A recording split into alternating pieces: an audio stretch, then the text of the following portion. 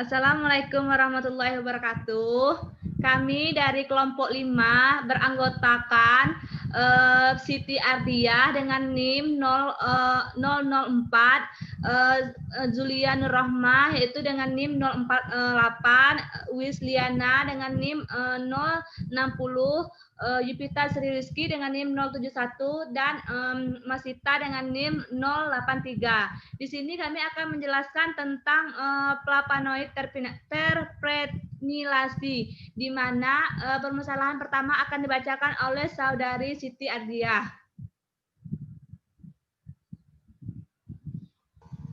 Baiklah, saya akan menjelaskan mengenai permasalahan saya. Baiklah, seperti pada gambar tersebut dijelaskan bahwa senyawa 24 itu atau licoflavon C dan 26 isobafacin menunjukkan aktivitas sitotoksik yang baik terhadap glioma C6 dan sel hepatoma 2E dengan IC 50, 42 plus minus 5 dan 96 plus minus 19 mikromol per liter masing-masing. Pada senyawa 24 atau yang disebut dengan apigenin dan 25 lituiritigen dan 27 apigenin glukosida tidak menunjukkan apapun aktivitas sitotoksik yang signifikan terhadap keduanya garis sel kanker. Nah, yang ingin saya tanyakan adalah apa yang menyebabkan senyawa 24 atau licoflavon C dan 26 isobafacin itu menunjukkan aktivitas sitotoksik daripada 24 apigenin, 23 apigenin, 25 liquiritin dan 27 apigenin glukosida tidak menunjukkan apapun aktivitas sitotoksik yang signifikan terhadap keduanya pada garis sel kanker. Nah, kepada teman-teman yang ingin menjawab permasalahan saya persilakan. Baiklah, saya Zulia Siti ingin mencoba menjawab. Jadi, sifat sitotoksik aktivitas pada 24 licoflavon C dan 26 isobafacin disebabkan oleh letak dari gugus prenilnya dan senyawa 24 licoflavon C dan 26 isobafacin merupakan contoh dari flavonoid terprenilasi, serta flavonoid terprenilasi umumnya terlihat energi ikat yang lebih besar daripada yang tidak terprenilasi flavonoid. Itu saja.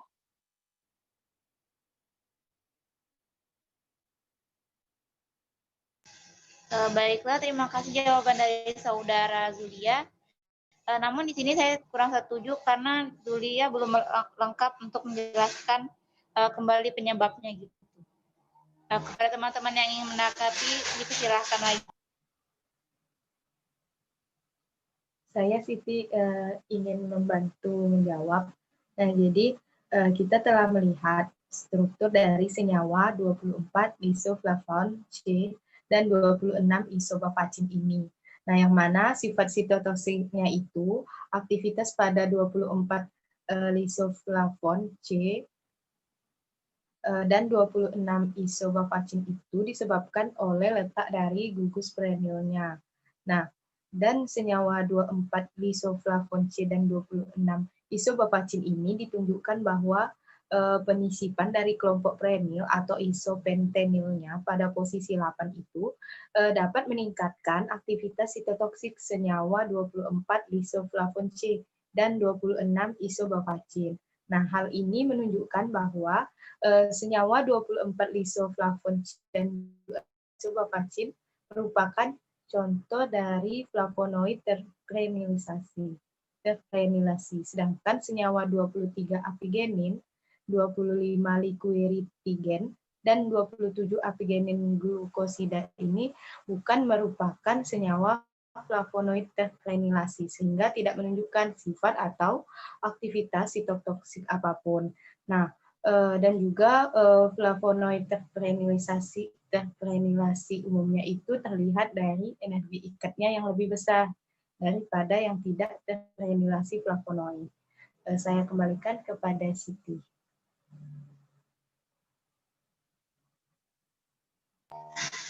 Baiklah, dari jawaban dari saudari Julia dan saudari Wis, di sini dapat saya menyimpulkan bahwa pada struktur senyawa 24 likoflavon C dan 26 isobapacin itu sifat aktivitas toksiknya itu disebabkan oleh letak dari gugus prenilnya,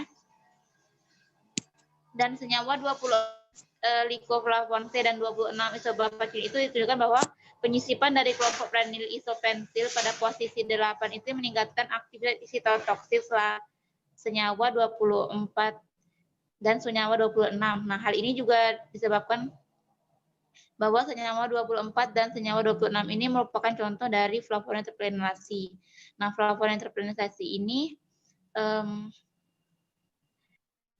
umumnya memiliki energi ikat yang lebih besar daripada senyawa yang flavonoid yang tidak terprenilasi. Baiklah, saya kembalikan ke moderator. Terima kasih Siti.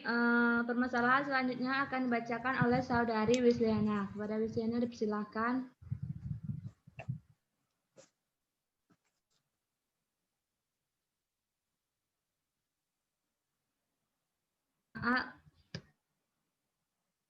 Baik, lanjut ke permasalahan saya. Yang mana saya dapat bahwa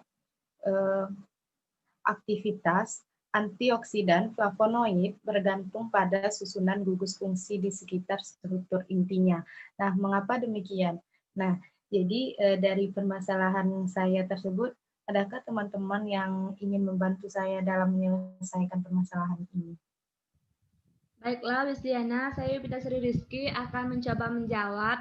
Menurut saya, konfigurasi, substitusi, dan jumlah gugus hidroksil secara substansial mempengaruhi beberapa mekanisme aktivitas antioksidan seperti pemulungan radikal dan kemampuan selection ion logam. Mungkin hanya demikian. Baik, terima kasih kepada saudari Yupita atas jawabannya. Namun di sini Yupita tidak menjelaskan secara detail. Nah, mengapa itu bisa terjadi?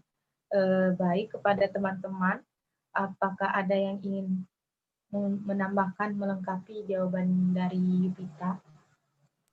Baiklah, saudari Wis, di sini saya ingin menambahkan. Pada konfigurasi hidroksil cincin B adalah penentu yang paling signifikan untuk pembersihan ROS dan RNS karena ia menyumbangkan hidrogen dan elektron ke radikal hidroksil, peroksil, dan peroksinitril yang menstabilkan dan menimbulkan radikal flavonoid yang relatif stabil. Nah, mekanisme aksi antioksidan dapat mencakup yang pertama, penekanan pembentukan enzim atau dengan mengkelat elemen jejak yang terlibat dalam pembentukan radikal bebas. Nah, yang kedua, membersihkan ROS, dan yang ketiga, perlindungan pertahanan antioksidan. Nah, hanya itu saja. Saya kembalikan ke saudari Wis. Baik, terima kasih sebelumnya atas jawaban dari saudari Siti dan Yupita.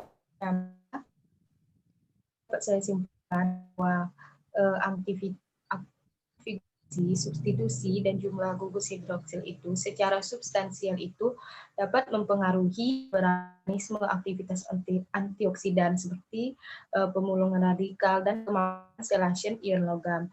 Nah, dan juga terdapat juga konfigurasi hidroksil cincin B yang mana dia merupakan penentu yang untuk penghilangan ROS dan RNS karena dia menyumbangkan hidrogen dan elektron ke radikal hidroksil, peroksil, dan peroksitrit sehingga dapat menstabilkan mereka dan menimbulkan flavonoid yang relatif stabil. Adapun mekanismenya tadi, yang pertama penekanan pembentukan ROS baik dengan penghambatan enzim atau dengan mengkelat elemen jejak yang terlibat dalam pembentukan radikal bebas.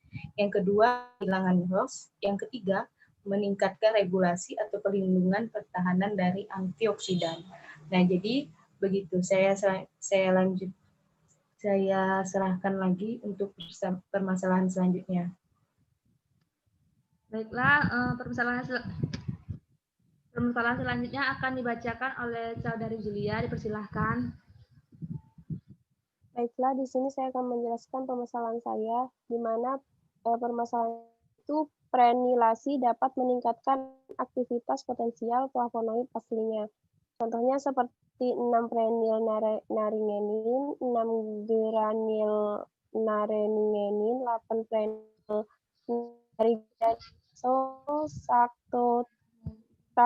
saktohumol dapat ditemukan dalam hop dan bir. Dari prenil flavonoid, 8 prenil naringenin adalah fitoesterogen paling ampuh yang diketahui. Nah, apa 8 prenil naringenin pada membantu permasalahan saya, dipersilahkan.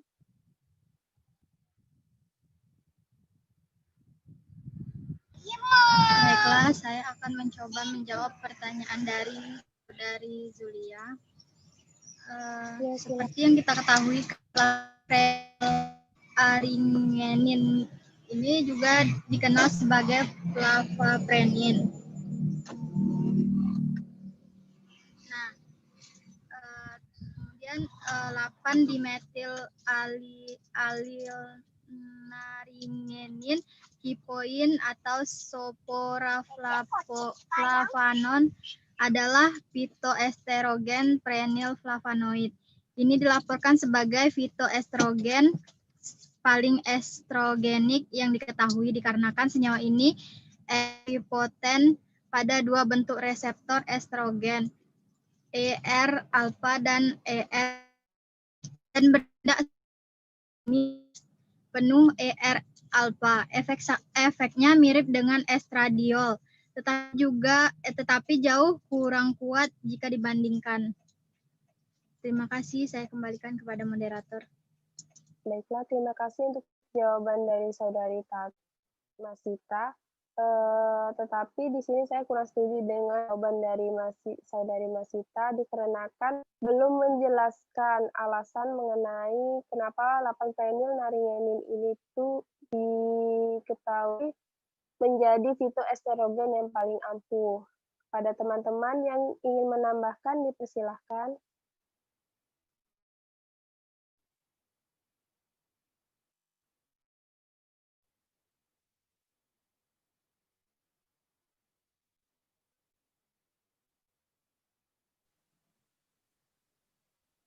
Baik, nah jadi saya izin melengkapi jawaban dari Saudari Masita tadi. Nah, jadi dalam studi in vitro, 8 prenil naringenin ini dan turunan sintetiknya itu dapat menunjukkan sifat anti kanker.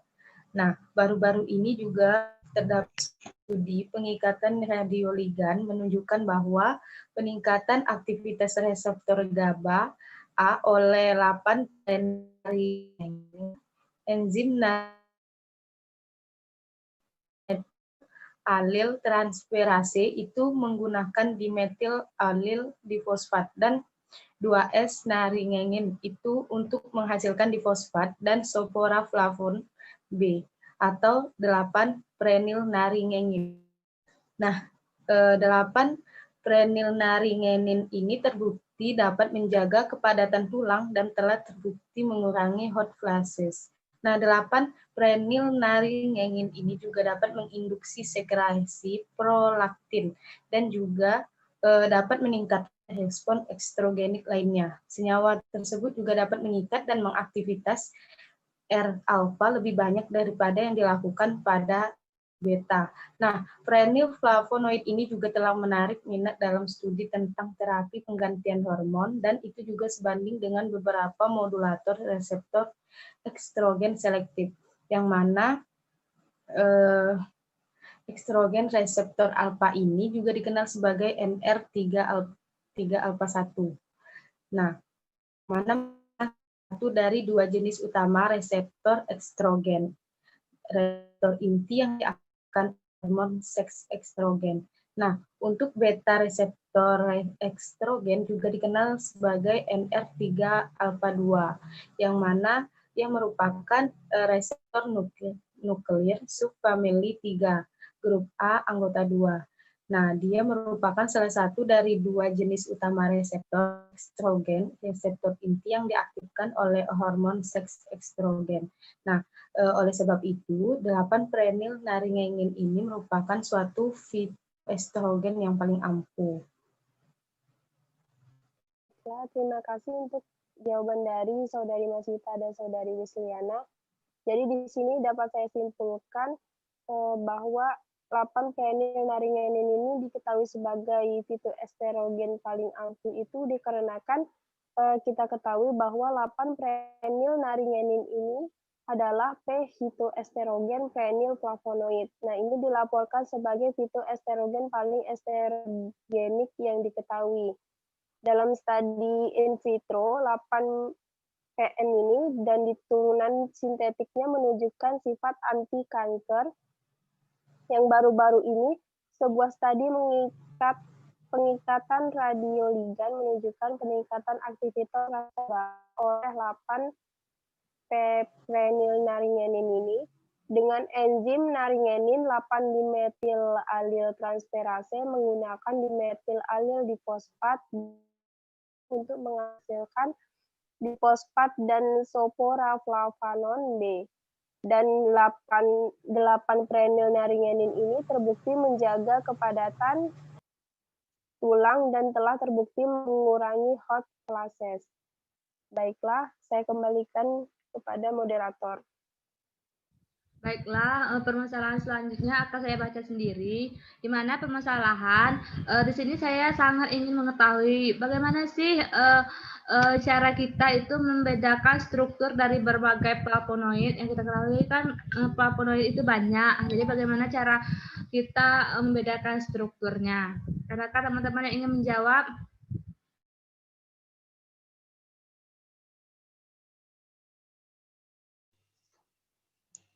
Nah, menurut saya struktur dari berbagai flavonoid itu hanya berbeda dalam hal tingkat oksidasi dari rantai propan yang menghubungkan kedua cincin benzen tersebut. Nah, jadi cuman kayak dari tingkat oksidasinya aja gitu. Baiklah, itu jawaban dari saya. Menurut saya jawaban dari Saudari Siti ini belum terlalu lengkap. Adakah teman-teman yang ingin melengkapinya? Saya Zulia ingin mencoba menambahkan. Saya ingin menambahkan jawaban dari Saudari Siti Ardia. Struktur dari berbagai flavonoid hanya berbeda dalam oksidasi dari rantai propan yang menghubungkan kedua cincin benzena. Nah, itu versi flavonoid antara suatu jenis dan jenis lainnya dapat dilakukan seperti misalnya flavanon dapat diubah menjadi flavon dan substitusi pada posisi 3. Sedangkan flavon dan flavonol dapat diubah menjadi garam pavilium melalui proses reduksi. Terima kasih, saya kembalikan kepada moderator. Baiklah, di sini dapat saya simpulkan bahwa struktur dari berbagai flavonoid itu hanya dapat berbeda dalam hal tingkat oksidasi dari rantai propan yang menghubungkan kedua cincin benzen. Oleh karena itu, interkonferensi flavonoid antara satu jenis dan jenis lainnya dapat dilakukan. Seperti misalnya flavon dapat diubah menjadi flapanon dapat diubah menjadi flavon dan flapanol melalui reduksi substitusi pada posisi 3. Sedangkan flavon dan flapanol dapat diubah menjadi garam pavilium melalui proses reduksi. Baiklah, cukup sekian. Permasalahan selanjutnya akan dibacakan oleh Saudari Masita.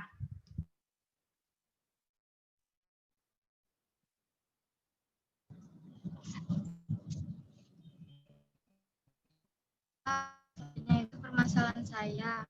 Nah, kan dalam saya itu dijelaskan bahwasannya alkon dapat mengalami isomerasi menjadi flavanon dalam satuan keseimbangan. Nah, bagaimanakah yang terjadi jika kalkon 2,6 dihidroksilasi hingga keseimbangan condong ke arah flavanon? Bagi teman-teman yang ingin menjawab, dipersilakan.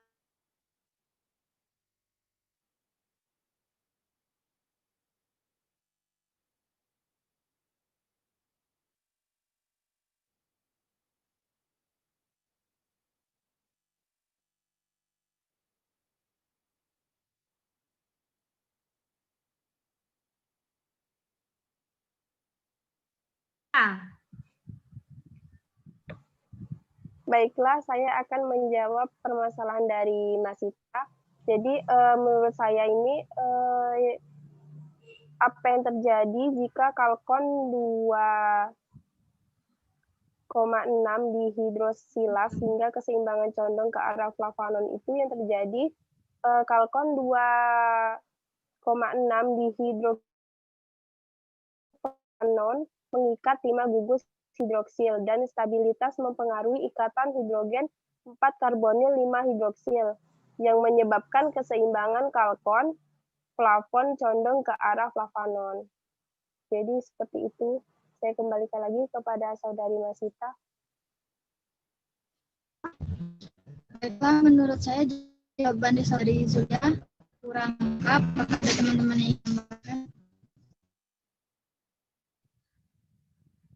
Baiklah, saya akan membantu saudari Masita menjawab permasalahannya. Di sini menurut saya polihidroksi kalkon terdapat dalam sejumlah tanaman, namun terdistribusinya di alam tidak lazim. Alasan pokok bahwa kalkon cepat mengalami isomerasi menjadi flavonon dalam suatu keseimbangan. Bila kalkon 2,6 dihidrosilasi, isomer flavon mengikat 5 gugus hidroksil dan stabil mempengaruhi ikatan hidrogen 4 karbonil 5 hidroksil, maka menyebabkan keseimbangan kalkon flavon condong ke arah flavonon, hingga kalkon yang terdapat di alam memiliki gugus 2,4 hidroksil atau gugus 2 hidroksil 6 glikosilasi. Baiklah, saya kembalikan kepada Masita. Baiklah, terima kasih jawaban dari saudari Yuta. Maka dapat saya simpulkan bila kalkon 2,6 dihidroksilasi isomer flavon mengikat 5 gugus hidroksil dan stability mempengaruhi ikatan hidrogen 4 karbonil 5 hidroksil, maka menyebabkan keseimbangan kalkon ke flavon. Terima kasih, kembalikan kepada moderator. Baiklah, cukup sekian presentasi dari kelompok 5. Lebih dan kurangnya kami mohon maaf. Saya akhiri. Assalamualaikum warahmatullahi wabarakatuh. Waalaikumsalam warahmatullahi wabarakatuh.